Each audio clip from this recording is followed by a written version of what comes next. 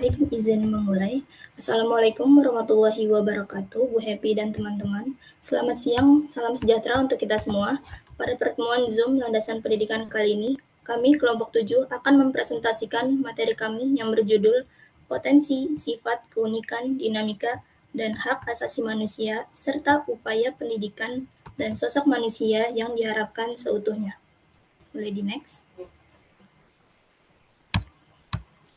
Sebelum mulai presentasi, izinkan kami untuk memperkenalkan diri kami, dimulai dari saya, Rizka Ramadhani, selaku moderator yang akan memandu sesi presentasi kali ini, dan rekan-rekan saya, yaitu Rahel Fatma Nisa Dewi Rustanto, yang kedua Rengganis Naila Safa, selanjutnya Sandy Afrelia, Vidya Fauzia, dan Zulfa Novariani. Lagi next. Selanjutnya, pokok pembahasan materi kami terdiri dari pengertian pendidikan, pengertian potensi manusia, pembahasan potensi, pendekatan pengembangan potensi, pengertian dan macam-macam sifat manusia, pengertian dan bentuk keunikan manusia, pengertian dan faktor-faktor dinamika manusia, pengertian hak asasi manusia dan hak pendidikan Indonesia, diselingi oleh ice breaking dan dilanjut dengan pengertian upaya pendidikan, pengertian manusia yang diharapkan seutuhnya, selanjutnya keterkaitan pendidikan dan manusia, upaya pendidikan untuk membentuk manusia seutuhnya, pihak-pihak yang terlibat, dan pentingnya pendidikan. Selanjutnya, pengertian pendidikan dan potensi manusia yang akan dijelaskan oleh saya. Jadi, pendidikan adalah proses sadar sepanjang hayat untuk mengembangkan potensi manusia agar menjadi pribadi mandiri dan mampu berperan dalam masyarakat. Pendidikan ini terjadi di sekolah, keluarga, dan lingkungan, serta bertujuan untuk menuntun kemampuan anak mencapai kebahagiaan dan keselamatan setinggi-tingginya. Ini sebagaimana para ahli menyebutkan, Ki Hajar Dewantara menyebutkan bahwa pendidikan adalah upaya menuntun segala kekuatan kodrat anak agar mereka dapat mencapai keselamatan dan kebahagiaan yang setinggi-tingginya sebagai manusia dan anggota masyarakat. Selanjutnya, next. Yaitu pengertian potensi. Apa sih itu potensi? Menurut Kamus Besar Bahasa Indonesia, potensi itu kemampuan yang mempunyai kemungkinan untuk dikembangkan. Potensi ini merupakan kekuatan yang belum terwujud, masih tersembunyi, atau terpendam dalam diri manusia. Nah, potensi ini memiliki kemungkinan untuk dikembangkan atau diwujudkan, tapi harus ada upaya dan bantuan dari lingkungan untuk mewujudkan menjadi sebuah kemampuan nyata. Nah, dalam hal ini, pendidikan memainkan peran yang sangat penting. Sebagaimana pernyataan Martini Jamaris 2013 bahwa manusia dilahirkan dengan berbagai potensi dan seiring dengan perkembangannya, potensi yang dimiliki oleh manusia itu berkembang menjadi kemampuan aktual. Seperti antara lain, manusia itu bisa memiliki kemampuan berpikir dan memecahkan masalah. Lalu ada kemampuan dalam berpikir untuk menghasilkan penemuan yang baru untuk terobosan dalam peningkatan kualitas hidup, ilmu pengetahuan, dan kebudayaan. Next.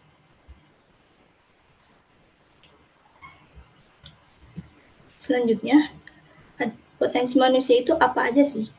Jadi, menurut Jalaluddin 2003 dan Hasinah 2013 dalam Husamah 2015, menyebutkan bahwa ada 4 potensi utama yang merupakan fitrah dari Allah kepada manusia. Yang pertama, yaitu potensi naluriah, yaitu emosional atau hidayat al-Goriziyah. Nah, potensi naluriah ini memiliki beberapa dorongan yang berasal dari dalam diri manusia itu sendiri. Dorongan-dorongan ini merupakan potensi yang diperoleh tanpa melalui hasil belajar. Jadi, sehingga potensi ini bisa disebut potensi instinktif. Nah, dorongan tersebut itu antara lain bisa berbentuk insting untuk kelangsungan hidup, dorongan untuk mempertahankan diri, dan dorongan untuk berkembang biak. Yang kedua yaitu potensi indrawi atau fisikal atau disebutnya hidayat al-hasiyat. Potensi fisik ini bisa dijabarkan atas anggota tubuh atau indera-indera yang dimiliki manusia seperti penglihatan, pendengaran, penciuman, perasa, dan peraba. Potensi ini difungsikan melalui berbagai alat indera manusia. Potensi fisik ini digunakan untuk mengetahui hal-hal yang ada di luar diri mereka, seperti warna, rasa, bau, suara, bentuk, ataupun ukuran sesuatu. Nah, yang ketiga yaitu potensi akal atau intelektual, atau disebutnya hidayat al-aqliyah. Potensi ini itu yang membedakan manusia dengan binatang. Jadi, membuat manusia menjadi makhluk yang sempurna. Potensi akal Potensi akal memberi kemampuan kepada manusia itu untuk memahami simbol-simbol, hal yang abstrak, menganalisa, membandingkan, maupun membuat kesimpulan yang akhirnya memilih dan memisahkan antara yang benar dan yang salah. Selanjutnya yaitu potensi agama atau spiritual atau disebut hidayat al-diniyah. Nah, jadi sejak awal manusia itu telah dibekali dengan fitrah beragama atau kecenderungan pada agama. Fitrah ini yang mendorong manusia untuk mengakui dan mengabdi kepada sesuatu yang dianggapnya memiliki kelebihan atau memiliki kekuatan yang lebih besar dari manusia itu sendiri. Nah, dalam pandangan Islam itu, kecenderungan pada agama ini merupakan dorongan yang berasal dari dalam diri manusia sendiri yang merupakan anugerah dari Allah. Bisa next. Selanjutnya, ada pendekatan pengembangan potensi, pengertian, dan macam-macam sifat manusia yang dijelaskan oleh Vidya. Kepada Vidya dipersilakan. Baik, terima kasih. Di sini kita masuk ke materi pendekatan pengembangan potensi manusia. Pengembangan potensi manusia harus dilaksanakan sesuai dengan manfaat dan fungsi potensi itu sendiri. Potensi dasar manusia harus dikembangkan agar bisa berfungsi secara optimal dan dapat mencapai tujuan yang sebenarnya. Jadi, yang telah kita ketahui bahwa manusia itu senantiasa berubah terus-menerus, dan perubahan tersebut akan mengikuti faktor yang mempengaruhinya. Sehingga pengembangan potensi manusia ini harus dilakukan secara terarah, yang dimana bertahap dan berkelanjutan, serta dapat dilakukan dengan berbagai cara dan pendekatan. Nah, beberapa pendekatan tersebut yang dapat digunakan untuk mengembangkan potensi manusia, diantaranya ada pendekatan filosofis. Pendekatan filosofis ini merupakan pengembangan potensi manusia yang harus bisa mengarahkan manusia untuk menjadi abdi Tuannya dan mengikuti nilai-nilai yang benar menurut kebenaran ilahiyah yang hakiki. Nah, jadi menurut pandangan filosofis ini, manusia diciptakan untuk memberikan kesetiaan, mengabdi, dan menyembah hanya kepada penciptanya. Jadi, pengembangan potensi manusia seharusnya diarahkan untuk mengabdi kepada Tuhan dan menjalankan nilai-nilai luhur yang didasarkan kepada kebenaran ilahiyah, bukan hanya untuk mencapai kesuksesan duniawi semata. Selanjutnya ada pendekatan kronologis. Pendekatan kronologis ini merupakan pengembangan potensi manusia yang harus diarahkan dan dibina sesuai dengan tahapan-tahapan untuk tumbuh kembang manusia. Nah, seperti pertumbuhan fisik dan mental manusia, itu mengikuti tahapan-tahapan pertumbuhan dan perkembangan yang telah berlaku. Boleh selanjutnya. Selanjutnya ada pendekatan fungsional, yang dimana potensi yang diberikan oleh Tuhan ini kepada manusia kan pasti mempunyai maksud dan tujuannya. Nah, oleh karena itu, pengembangan potensi manusia harus dilaksanakan sesuai dengan manfaat dan fungsi potensi itu sendiri, bukan untuk hal-hal lain yang bersifat mencari kesenangan semata. Yang terakhir ada pendekatan sosial. Yang telah kita ketahui juga bahwa manusia itu kan makhluk sosial yang cenderung hidup berkelompok. Nah, di dalam upaya pengembangan potensinya ini, pasti manusia membutuhkan dukungan dan bantuan pihak lain di luar dirinya sendiri untuk membimbing, mengarahkan eh, agar pengembangan potensi tersebut berhasil berhasil secara maksimal melalui pendidikan. Boleh selanjutnya. Di sini ada sifat manusia. Nah, menurut KBBI, sifat adalah kata yang menerangkan ciri-ciri pada sesuatu, sehingga membedakannya dari yang lain. Dalam konteks kemanusiaan, arti sifat merujuk pada sifat-sifat manusia secara umum, seperti perasaan dan tindakan yang sesuai dengan kodrat manusia. Sifat merupakan karakteristik dari dalam diri manusia yang membedakan seseorang dengan seseorang yang lain. Jadi dalam proses pendidikan ini dapat mempengaruhi perkembangan manusia dalam berpikir dan dapat berkembang lebih optimal. Nah, lingkungan juga mempengaruhi pengembangan karakter, yang dimana perkembangan moralitas memperlihatkan adanya proses perubahan pada tingkah laku, budi pekerti, akhlak, maupun karakter untuk memiliki perkembangan yang baik. Selanjutnya, sifat manusia ini memiliki sifat positif dan negatif. eh, Sifat positif diantaranya empati, kejujuran, tanggung jawab, dan kerjasama. Empati yaitu kemampuan merasakan dan memahami perasaan orang lain. Selanjutnya, kejujuran, yang dimana kejujuran ini mencerminkan integritas, moral, dan kepercayaan diri manusia. Tanggung jawab menunjukkan kedewasaan dalam bertindak dan kerjasama, yaitu sebagai wujud kesadaran bahwa manusia tidak dapat hidup sendiri. Sifat negatif ada egois, iri hati, kemalasan, dan ketidakjujuran, yang dimana egois ini hanya memikirkan dirinya sendiri. Eh, Iri hati tidak senang atas keberhasilan orang lain, serta ada kemalasan, yang dimana kemalasan tersebut dapat menghambat potensi diri kita, dan kejujuran yang dapat merusak hubungan sosial di dalam masyarakat. Saya kembalikan kepada moderator. Baik, terima kasih Vidya atas penjelasannya. Selanjutnya ada pengertian dan bentuk keunikan manusia, pengertian dan faktor-faktor dinamika manusia, serta hak asasi manusia yang akan dijelaskan oleh Sandy. Kepada Sandy dipersilakan. Baik, terima kasih Rizka. Selanjutnya yaitu keunikan manusia.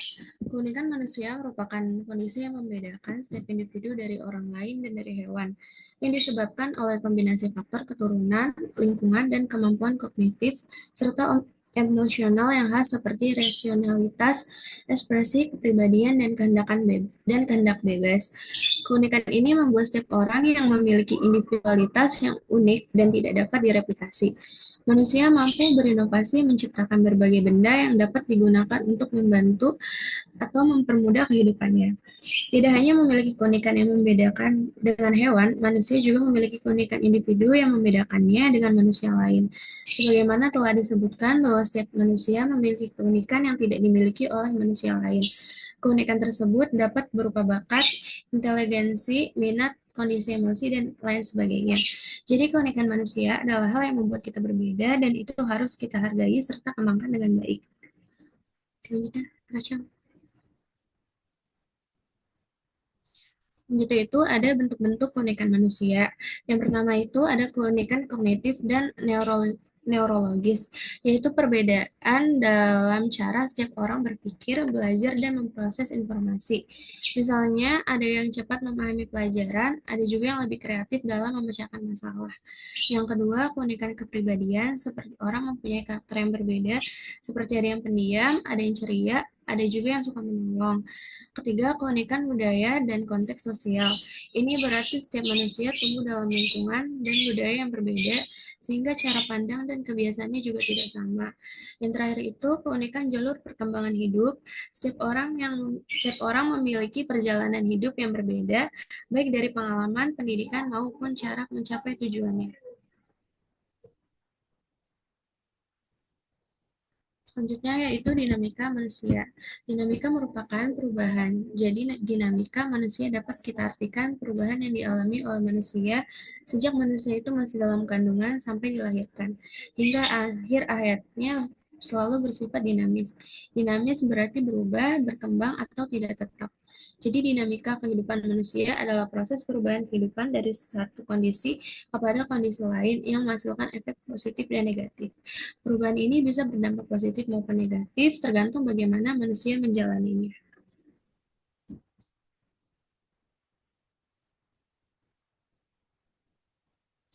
Selanjutnya itu faktor dinamika manusia. Yang pertama itu faktor internal. Faktor internal adalah hal yang berasal dari dalam diri manusia sendiri, seperti genetik atau hereditas, yaitu sifat bawaan dari orang tua berbentuk tubuh, warna kulit, atau bakat alami. Yang kedua itu kondisi fisik dan psikis, misalnya kesehatan tubuh dalam keadaan emosional seseorang. Kalau fisik dan mental sehat, manusia bisa berkembang dengan baik.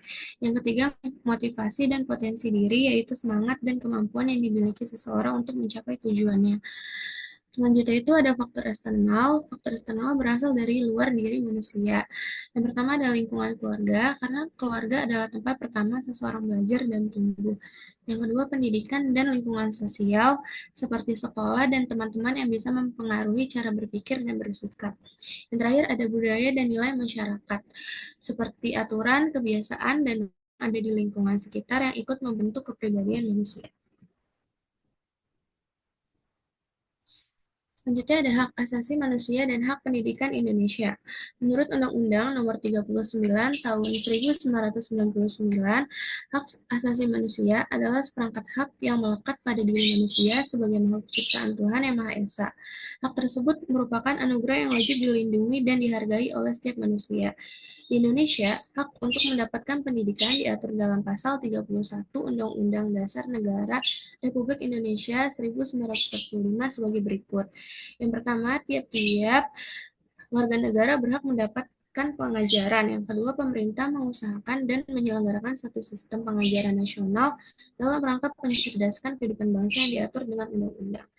Jadi pendidikan adalah hak setiap orang dan menjadi tanggung jawab bersama antara pemerintah dan masyarakat.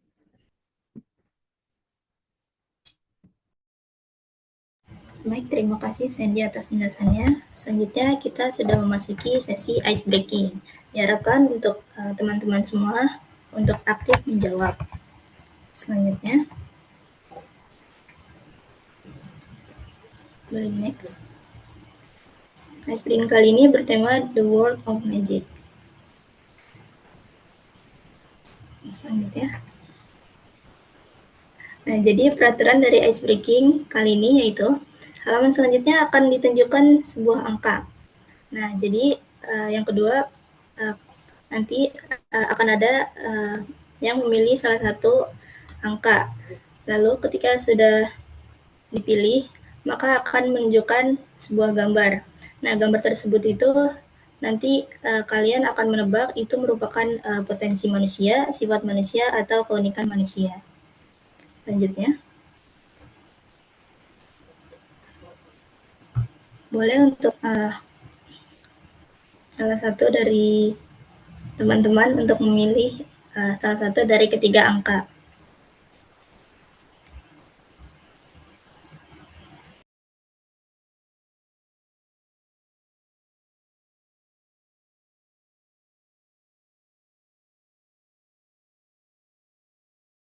Oke, untuk mempersingkat waktu, langsung aja nomor 1.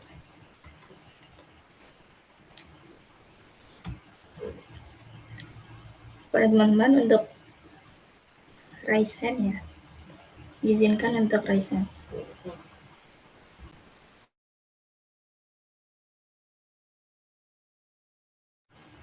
Ya, di sini ada Siti Azizatul. Silakan. Jawabannya keunikan manusia. Oke, benar nggak ya? Ya, benar jawabannya. Terima kasih, Siti. Tepuk tangan. Selanjutnya, nomor 2.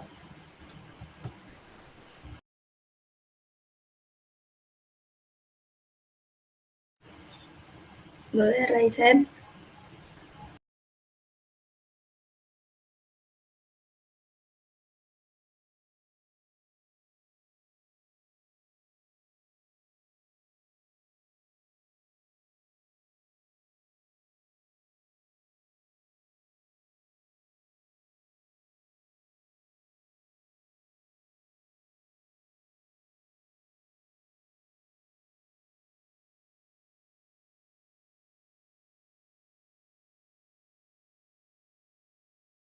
Teman-teman boleh Raisen ya.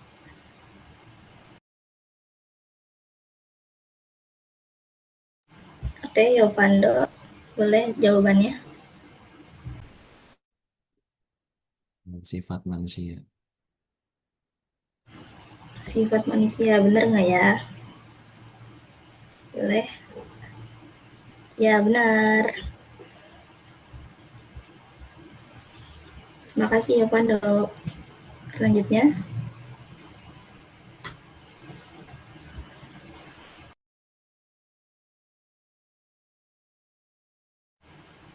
silakan Raisen untuk yang tahu jawabannya ya, teman-teman.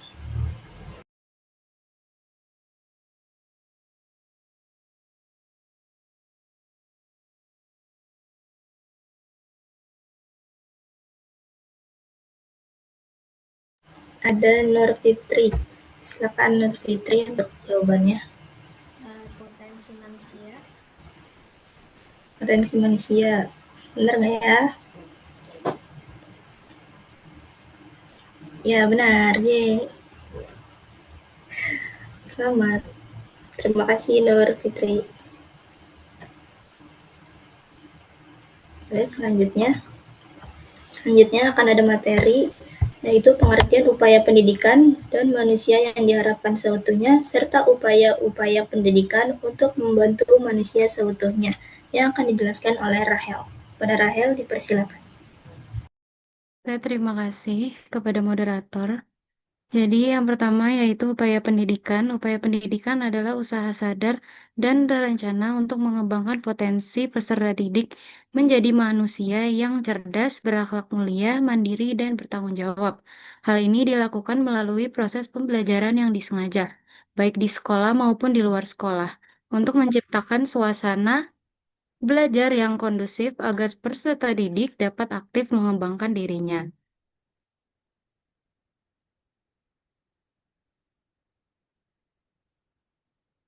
Yang selanjutnya yaitu manusia yang diharapkan seutuhnya.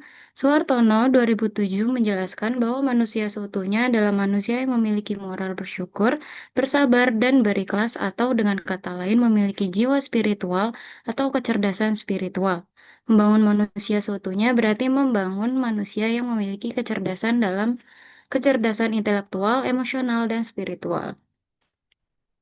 Selanjutnya yaitu upaya pendidikan untuk membentuk manusia seutuhnya. Upaya pendidikan ditujukan untuk membentuk manusia seutuhnya berarti pendidikan tidak hanya fokus pada aspek kognitif atau akademik saja, tetapi juga meliputi aspek fisik, emosional, sosial, spiritual, dan moral. Pendidikan seutuhnya mengarahkan peserta didik menjadi pribadi yang utuh, cerdas, berbudi pekerti luhur, beriman, mandiri, dan mampu berkontribusi bagi masyarakat. Selanjutnya, yaitu beberapa upaya pendidikan. Yang pertama itu integritas nilai moral dan spiritual dalam kurikulum dan proses pembelajaran, sehingga selain ilmu pengetahuan dan keterampilan, peserta didik juga mendapatkan pembentukan karakter dan akhlak mulia. Yang kedua yaitu penerapan pendidikan holistik atau menyeluruh yang mengembangkan seluruh potensi manusia seperti jasmani, rohani, intelektual, emosional, sosial. Misalnya pendidikan yang memperhatikan aspek karakter, kerjasama, keseimbangan hidup. Yang ketiga yaitu pengembangan kurikulum yang relevan dengan tantangan zaman namun tetap berfokus pada manusia sebagai makhluk bermartabat, bukan hanya sebagai pekerja atau pelaku ekonomi. Yang keempat yaitu pendekatan pembelajaran aktif dan kontekstual yang melibatkan siswa secara utuh bukan hanya transfer ilmu, tetapi pengalaman, refleksi, kolaborasi, dan pengembangan diri. Yang kelima yaitu penciptaan lingkungan pendidikan yang mendukung perkembangan seutuhnya keluarga, sekolah, masyarakat saling bersinergi dalam membentuk manusia yang berpikiran terbuka, tanggung jawab sosial, dan peduli lingkungan. Dan yang terakhir yaitu memperhatikan pendidikan seumur hidup atau lifelong learning. Karena pembentukan manusia seutuhnya tidak berhenti pada satu jenjang pendidikan, melainkan terus berkembang seiring perubahan sosial dan global. Sekian dari saya kembalikan kepada moderator. Baik, terima kasih Rahel atas penjelasannya. Selanjutnya ada kelanjutan dari upaya pendidikan dan keterkaitan pendidikan dan manusia yang akan dijelaskan oleh Rengganis. Kepada Rengganis dipersilakan.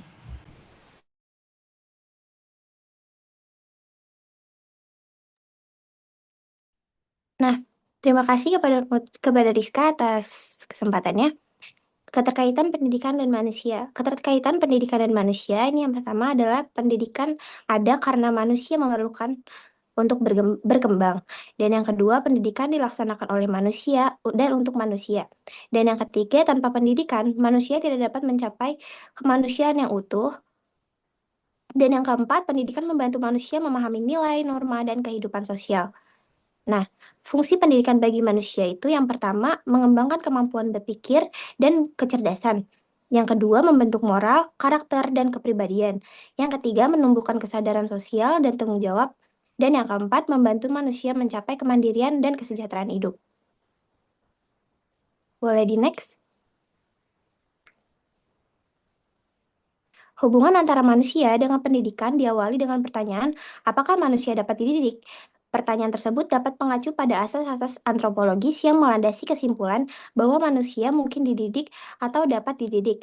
Sumantri tahun 2016 menjelaskan tentang 5 asas antropologis tersebut sebagai berikut. Yang pertama ada asas potensialitas. Nah, asas potensialitas ini mengimplikasikan bahwa manusia akan dapat dididik untuk menjadi sosok manusia ideal karena memiliki potensi untuk berbuat baik. Dan yang kedua, asas dinamika.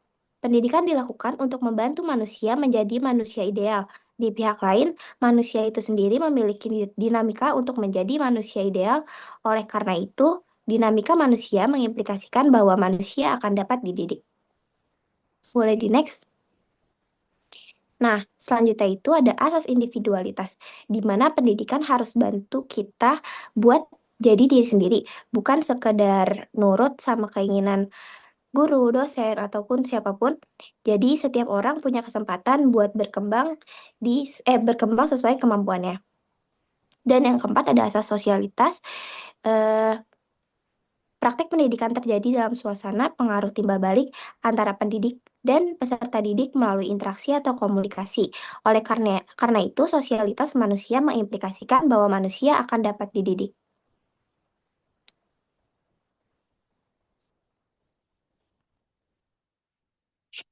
Nah, dalam proses pendidikan, banyak pihak-pihak yang terlibat. Dan yang pertama itu ada peran dari keluarga. Nah, keluarga ini jadi tempat pendidikan pertama dan utama. Dari orang tua kita belajar hal-hal dasar kayak sopan santun, tanggung jawab, dan nilai moral. Lalu yang kedua ada sekolah, tempat kita dapat pengetahuan dan pengalaman belajar yang lebih terarah. Nah, guru jadi pembimbing dan panutan, sementara kepala sekolah membantu agar proses berjalan dengan baik. Selain itu, masyarakat juga punya peran penting.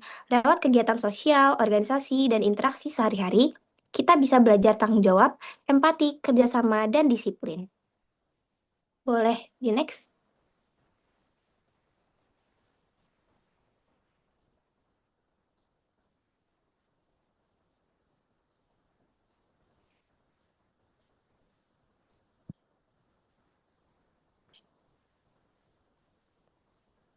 Mohon izin, Capa.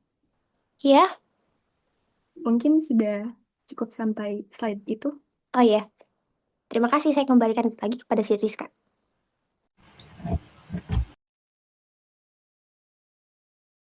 Terima kasih Rengganis atas penjelasannya. Selanjutnya ada materi tentang pentingnya pendidikan yang akan dijelaskan oleh Zulfa. Kepada Zulfa, dipersilakan. Baik, terima kasih kepada moderator atas kesempatannya. Sebelumnya, boleh ke slide 2 sebelumnya, izin sekilas untuk menjelaskan ulang.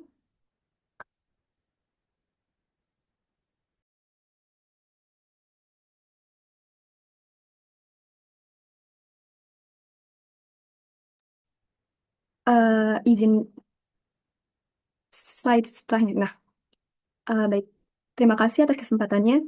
Izin menjelaskan. Jadi, yang ketiga itu ada asas individualitas. Nah, seperti rekan saya sebelumnya, jadi asas individualitas itu maksudnya kita sebagai manusia tuh punya keunikan masing-masing. Kita semua nggak sama. Ada yang cepat nangkep pelajaran, ada yang agak lambat, ada yang suka matematika, dan ada yang lebih suka gambar ataupun olahraga.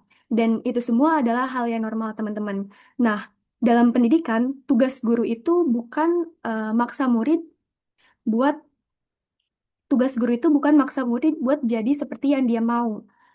Misalnya, semua harus jago matematika, semua harus masuk jurusan tertentu, atau semua harus punya cara belajar yang sama. Dan itu merupakan hal yang salah, teman-teman. Yang yang benar itu pendidikan harus bantu murid buat berkembang sesuai apa yang dia punya dan siapa dirinya. Kayak misal ada teman kita yang kalau belajar harus sambil dengerin lagu atau ada yang belajar tuh harus dengan suasana yang hening. Nah, semua itu beda punya eh, karakter yang beda-beda, teman-teman. Jadi guru itu harus ngerti dan nyesuaiin bukan maksa satu cara buat semua. Intinya asas individualitas itu ngajarin kita kalau tiap orang punya jalannya masing-masing. Pendidikan itu bimbingan, bukan paksaan. Dan yang terakhir, tujuan belajar itu biar kita jadi diri kita yang terbaik, bukan jadi salinan dari orang lain. Jadi kita nggak perlu maksain diri buat jadi seperti orang lain. Yang penting tetap berkembang dan tahu arah yang cocok buat diri sendiri. Lalu ada yang keempat, sosialitas. Eh, Asas sosialitas itu sebenarnya ngomongin tentang manusia itu makhluk sosial. Kita hidup nggak bisa sendiri, termasuk dalam hal belajar. Dalam pendidikan, proses belajar terjadi karena ada interaksi. Jadi bukan cuma guru ngomong, murid dengar, selesai. Tapi ada komunikasi dua arah, saling tanya, saling bantu, dan saling memahami. Misalnya saat guru menjelaskan materi di kelas, terus kita nanya kalau ada yang belum paham. Dari situ terjadi pertukaran informasi atau waktu kita kerja kelompok, kita saling diskusi, tukar pendapat, sampai akhirnya paham materi. Nah, proses seperti itu nunjukin kalau pendidikan itu terjadi karena ada hubungan antara eh, satu orang dengan orang lainnya. Kalau seseorang belajar sendiri terus tanpa interaksi, biasanya pemahamannya jadi terbatas. Tapi eh, tapi kalau belajar sambil berdiskusi, kita jadi lebih mudah menangkap dan pemikiran jadi lebih mateng. Itu karena kita dipengaruhi dan juga mempengaruhi orang lain. Jadi, asas sosialitas mengingatkan kita bahwa belajar itu butuh komunikasi. Lalu pendidikan itu berjalan lewat hubungan antara guru dan murid, serta sesama murid. Lalu juga manusia bisa berkembang karena kita saling terhubung. Jadi kesimpulannya pendidikan itu sebaiknya dijalankan dengan interaksi, karena kita adalah makhluk sosial, kita belajar dari orang lain dan juga bersama orang lain. Bisa di next. Selanjutnya adalah pihak-pihak yang terlibat.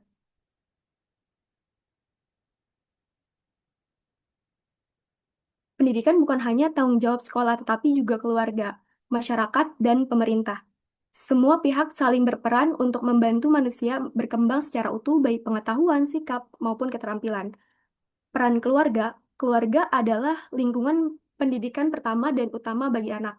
Orang tua berperan sebagai pendidik pertama, memberi teladan, membentuk karakter, dan menanamkan nilai moral serta agama.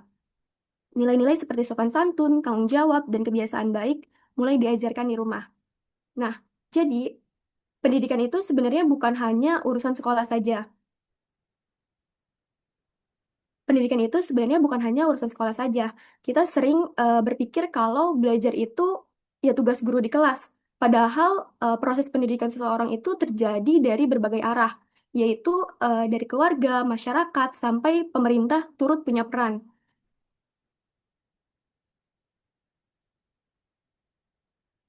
Yang paling penting dan yang paling pertama adalah keluarga. Karena sebelum kita masuk ke ranah sekolah, yang mengajarkan kita tentang kehidupan itu orang tua kita di rumah. Dan juga di rumah kita belajar hal-hal dasar seperti sopan santun, cara berbicara yang baik, bagaimana bersikap terhadap orang lain, sampai nilai-nilai agama. Semua itu tumbuh dari contoh dan kebiasaan yang kita lihat setiap hari. Misalnya, kalau orang tua membiasakan kita mengucapkan terima kasih, meminta maaf, atau membantu pekerjaan rumah, itu sebenarnya udah bagian dari pendidikan. Itu membentuk karakter dan kepribadian kita. Jadi bukan hanya ilmu pengetahuan saja yang penting, tapi sikap dan moral juga terbentuk dari rumah. Selanjutnya, peran sekolah.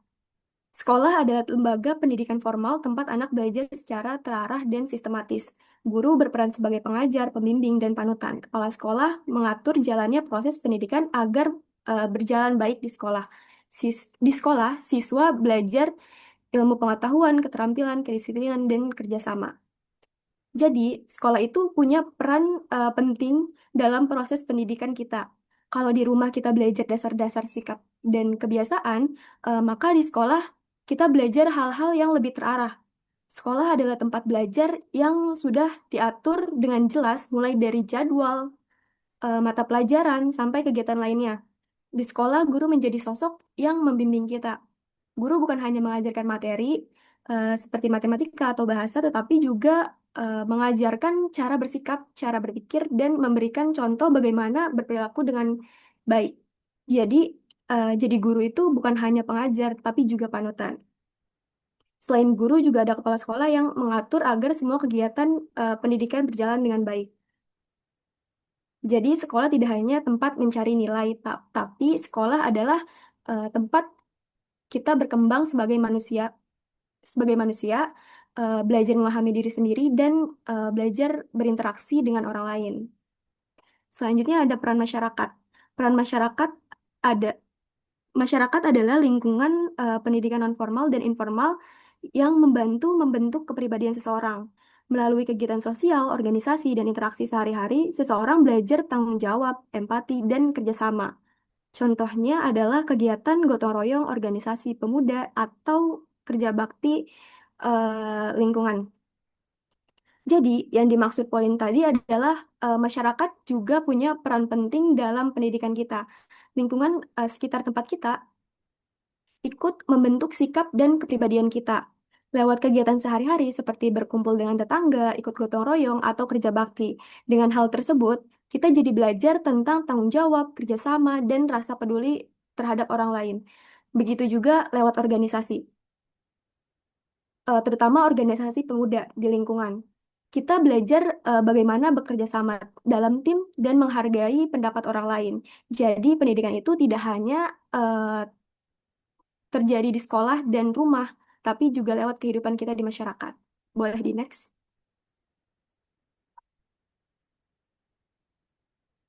Yang terakhir ada pentingnya pendidikan.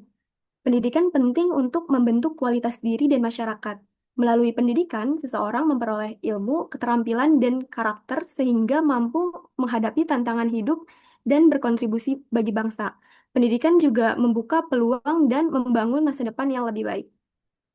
Jadi, pendidikan itu penting karena lewat pendidikan kita mendapatkan ilmu, keterampilan, dan belajar membentuk sikap yang baik. Pendidikan membantu kita lebih siap menghadapi tantangan hidup seperti cara bekerja sama, berpikir dengan matang, dan mengambil keputusan. Selain itu, pendidikan juga membuka peluang masa depan, misalnya kesempatan kerja yang lebih baik atau kesempatan melanjutkan studi. Jadi, pendidikan bukan hanya soal nilai, tapi tentang membangun diri agar bisa menjadi pribadi yang berguna bagi diri sendiri, keluarga, dan juga bagi masyarakat. Boleh di next? Apa sudah selesai? Mungkin cukup sekian presentasi dari saya. Selanjutnya saya kembalikan kepada moderator. Baik, terima kasih Zulfa atas presentasinya. Selanjutnya akan ada video pembelajaran dari materi kami. Kepada teman-teman, mohon disimak ya.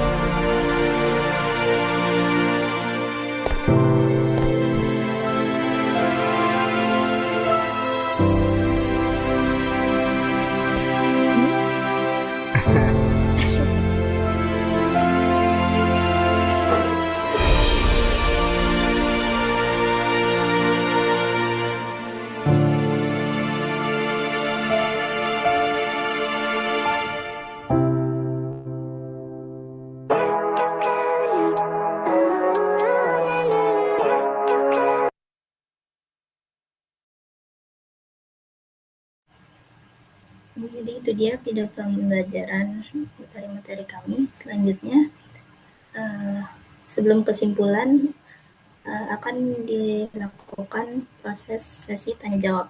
Untuk teman-teman yang punya pertanyaan, silakan raise hand.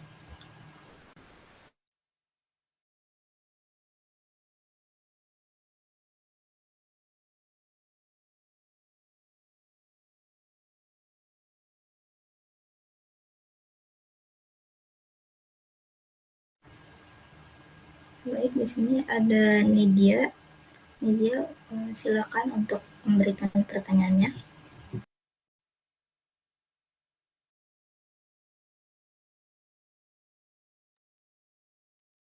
Baik, sebelumnya apakah suara aku sudah terdengar? Sudah terdengar. Oke, sebelumnya terima kasih atas kesempatannya. Perkenalkan, nama saya Nidia Artika Bekti dari kelompok 9.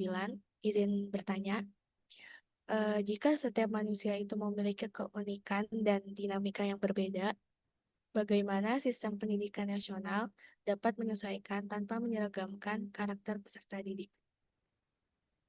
Terima kasih. Terima kasih Nidia atas pertanyaannya. Selanjutnya, ada Nadia Sofia. Pada Nadia, dipersilakan. Baik, terima kasih atas waktunya. Perkenalkan sebelumnya saya Nadia Sofia dari kelompok 10. Untuk pertanyaannya itu, menurut kelompok kalian atau menurut pandangan kelompok kalian ini, apakah sistem pendidikan di Indonesia sudah mendukung pengembangan potensi manusia? Dan apakah setiap siswa itu udah memiliki kesempatan yang sama untuk mengembangkan potensi dirinya? Mungkin itu aja, terima kasih. Baik, terima kasih Nadia buat pertanyaannya. Selanjutnya, sini ada Putri Hasnatasya. Para Putri, dipersilakan. Baik, terima kasih atas kesempatannya. Perkenalkan, nama saya Putri Hasatasya dari kelompok 8. Izin bertanya, bagaimana pendidikan bisa tetap menjaga nilai dan moral yang stabil, sementara manusia dan masyarakatnya terus berubah mengikuti dinamika zaman? Itu aja sih, terima kasih. Terima kasih Putri untuk pertanyaannya. Karena sudah tidak ada yang bertanya lagi, izinkan kami untuk berdiskusi.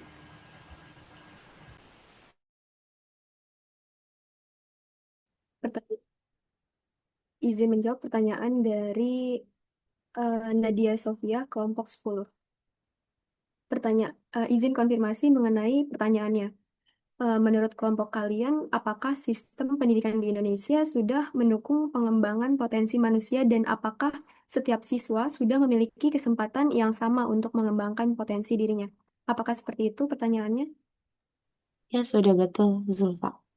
Baik, izin menjawab pertanyaan dari Nadia Sofia. Menurut kami, pendidikan di Indonesia itu sebenarnya udah berusaha untuk membantu siswa ngembangin potensi dirinya. Misalnya lewat pelajaran, kegiatan ekstrakurikuler, dan berbagai lomba. Namun, kenyataannya sekolah masih banyak fokus ke nilai dan ujian. Jadi, banyak siswa belajar cuma buat dapat nilai bagus, bukan untuk menggali bakat atau minat mereka.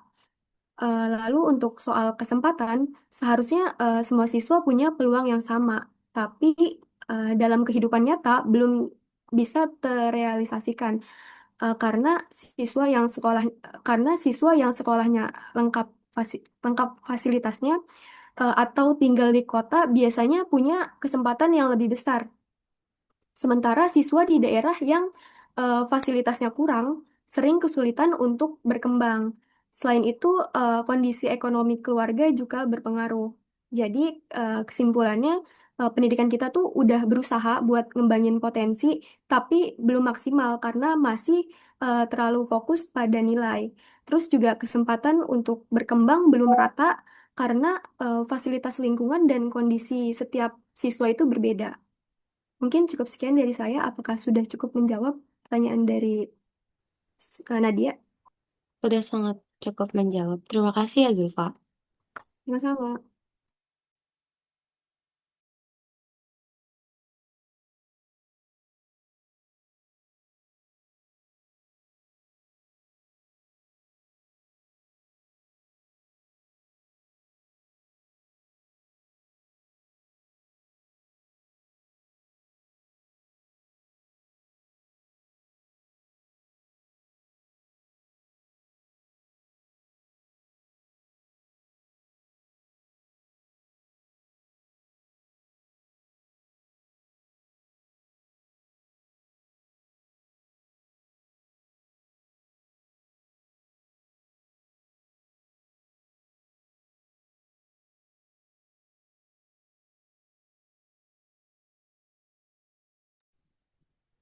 Oke, izinkan aku untuk menjawab pertanyaan dari Putri Hasnatasya. Sebelumnya, saya ingin konfirmasi untuk pertanyaannya dulu. Bagaimana pendidikan bisa tetap menjaga nilai dan moral yang stabil, sementara manusia dan masyarakatnya terus berubah mengikuti dinamika zaman? Apakah benar pertanyaannya seperti itu? Benar. Oke. Jadi, pendidikan ini kan bersifat universal ya. Pendidikan ini tuh proses sadar sepanjang hayat untuk mampu mengembangkan potensi manusia itu sendiri. Nah, pendidikan juga pastinya memiliki kaitan yang dimana sangat erat pada setiap jiwa manusia. Baik itu di dalam pendidikan formal, informal, maupun pendidikan non-formal. Nilai dan moral yang stabil bisa didapatkan di dalam diri setiap manusia itu sendiri, yang dimana eh, bagaimana cara kita untuk menyikapi lingkungan kita sendiri. Dapat diketahui jika pendidikan itu kan memang berpengaruh kepada nilai dan moral. eh, Dapat diintegrasikan melalui pendidikan karakter. Nah, jadi pendidikan karakter ini agar kita mengetahui bagaimana etika sebagai pondasi di dalam kehidupan kita, yang dimana manusia itu kan bersifat dinamis ya. Di sini ditampilkan bahwa eh, pada hakikatnya itu manusia yang bersifat dinamis berarti berubah-ubah, berkembang atau tidak tetap. Jadi di dalam dinamika kehidupan itu manusia merupakan proses perubahan dari satu kondisi kepada kondisi yang lain. Nah, s- eh, dengan adanya perubahan tersebut dapat dapat mempertahankan keseimbangan dalam masyarakat, sehingga dapat disimpulkan bahwa agar pendidikan itu tetap stabil dengan menjaga nilai dan moralnya itu karena nilai dan moral tersebut terdapat di dalam diri manusia itu sendiri, seperti etika. Etika kayak gitu itu terdapat di dalam diri kita sendiri. Bagaimana kita menyikapi di dalam lingkungan sosial kita. Apakah pertanyaannya sudah terjawab? Sudah, terima kasih Vidya. Oke, terima kasih kembali. Selanjutnya saya mau menjawab pertanyaan ini dia. Pertanyaan itu, jika setiap manusia memiliki keunikan dan dinamika berbeda, bagaimana sistem pendidikan nasional dapat menyesuaikan tanpa menyeragamkan karakter peserta didik? Apakah benar pertanyaannya? Seperti itu. Iya benar. Jadi sistem pendidikan nasional ini sebenarnya bisa buat menerapkan pendidikan dengan tanpa menyeragamkan potensi setiap anak, yaitu dengan menerapkan pendidikan yang bersifat humanistik dan diferensiatif, yaitu pendidikan yang menghargai perbedaan, memberi ruang bagi potensi unik tiap peserta didik, dan menekankan bentuk karakter melalui pendidikan yang fleksibel, bukan seragam. Dalam teori humanistik itu maksudnya pendidikan seharusnya berpusat pada peserta didik. Nah, bukan sekedar menyamaratakan isi pelajaran. Nah, tujuannya apa? untuk membantu setiap peserta didik ini mengembangkan potensinya secara optimal sesuai keunikan pribadinya.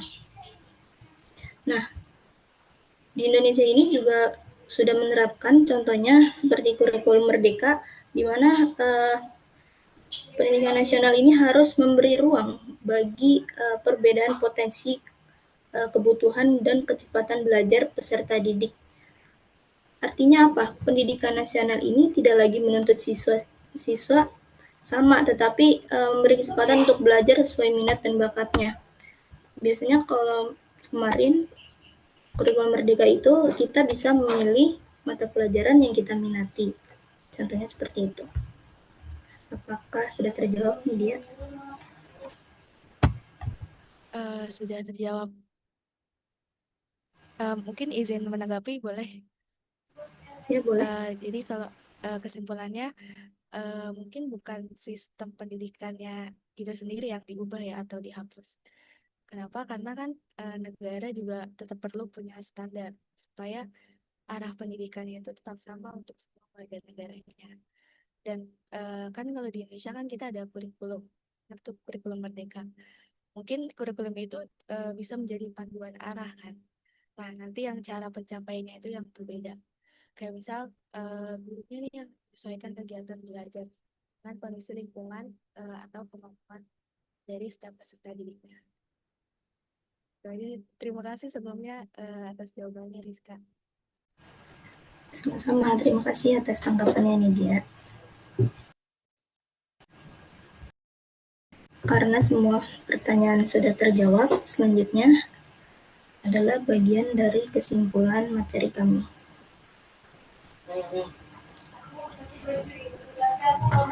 Jadi kesimpulannya adalah manusia sebagai makhluk ciptaan Tuhan itu memiliki potensi, sifat, keunikan, dan dinamika yang membedakannya dari makhluk lainnya. Semua potensi itu perlu dikembangkan melalui pendidikan yang berorientasi pada semua pembentukan manusia seutuhnya, yaitu manusia yang beriman, berilmu, berakhlak mulia, serta mampu beradaptasi dengan perubahan zaman. Dengan demikian, pendidikan menjadi sarana utama dalam mewujudkan manusia yang cerdas, berkarakter, dan bermartabat.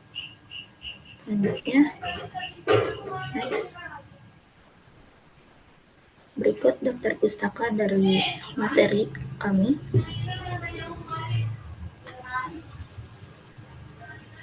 Dan dosen pengampu dari mata kuliah landasan pendidikan yaitu Dr. Happy Karina Marjo, MPD Kons. Selanjutnya,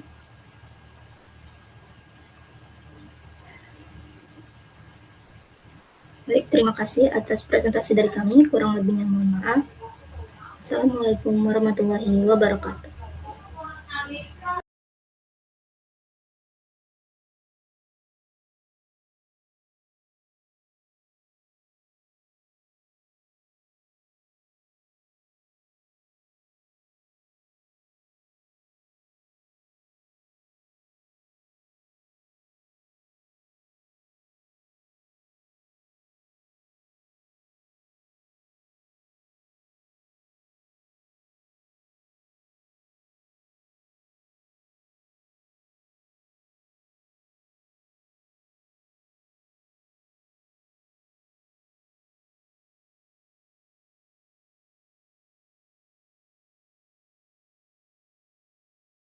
Tahun berapa gitu ya.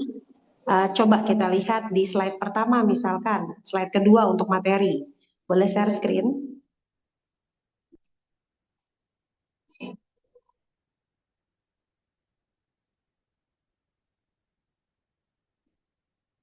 Ya, buka di slide pertama, Nak. Post-testnya ada?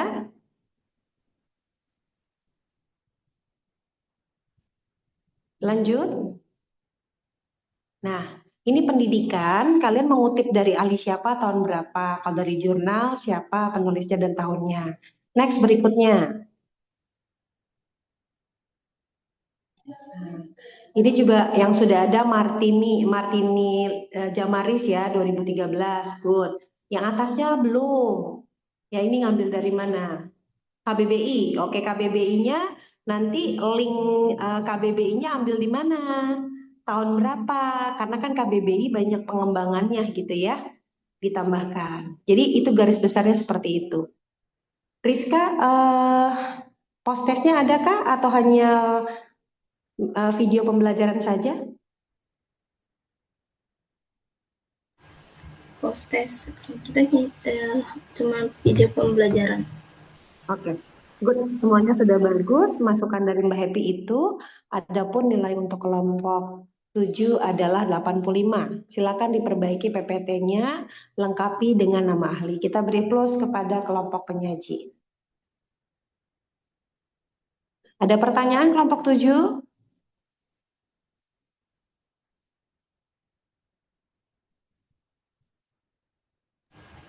Ada pertanyaan kah? Sudah jelas Ibu, terima kasih. Oke, terima kasih banyak. Mbak Happy izin live ya. Terima kasih banyak.